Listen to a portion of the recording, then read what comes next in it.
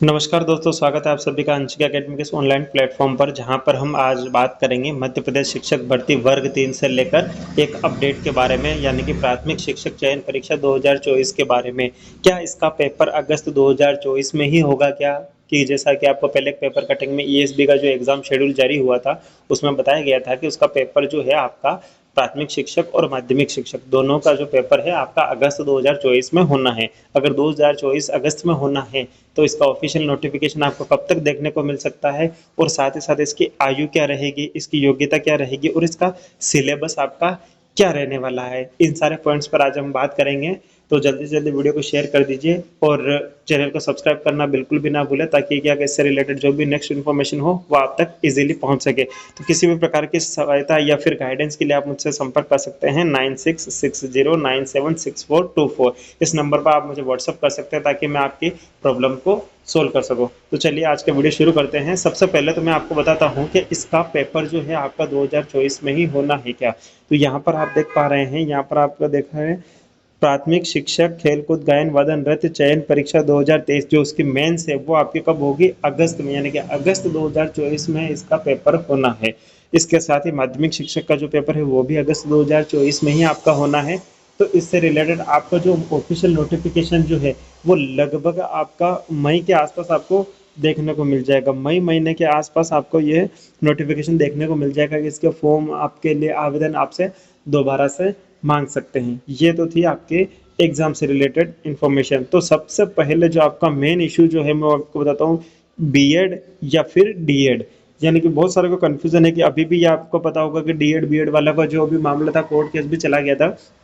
तो अभी तक तो अगर आप बिल्कुल भी सेफ हैं, बीएड वाले भी सेफ है और डीएड वाले भी सेफ है, क्योंकि इसके साथ क्या होता है, 12th प्लस डीएड चाहिए होती है। तो डीएड वाले तो इसमें एलिजिबल है ही है, लेकिन बीएड वाले भी अभी तक इसमें एलिजिबल है, क्योंकि अभी तक भी क्या है कि ऐसा कोई भी विभाग की तरफ से ऑफिशियल नोटिफिकेशन नहीं आया है कि बीएड वाले इस भर्ती से बाहर हैं। कहने का मतलब ये अभी तक बीएड वाले भी इस भर्ती में सिक्योर हैं। बीएड वाले तो हैं ही हैं, लेकिन बीएड वाले भी है तब तक के लिए कि जब तक यहाँ पर कोई भी ऑफिशियल नोटिफिकेशन विभाग की तरफ से आपको देखने को ना मिले। चलिए नेक्स्ट बारे में बात करते हैं। अब आती है बात आयु की, यानी कौन सी एज के इसमें फॉर्म भर सकते हैं। मिनिमम एज आपकी 21 साल होनी चाहिए और मैक्सिमम 40 होनी चाहिए। और जैसे किसी का एक सर्विसमैन है या फिर डाइवोर्स है वगैरह जो है, या फिर गेस्ट फैकल्टी से है, तो उनकी एज 45 से 54 साल तक भी जा सकती है। तो मिनिमम आज 21 से 40 तक काउंट करिए। वो आपके रिलैक्सेशन जो होता है एज में कैटेगरी वाइज, उसके अकॉर्डिंग जो है वो आपका अलग से है। फिर अब बात आती है आपकी शैक्षणिक योग्यता की। शैक्षणिक योग्यता के लिए मैं आपको पहले से बता चुका हूँ, आपके पास 12th होनी चाहिए, 12th के साथ आपके पास डीएड होनी चाहिए।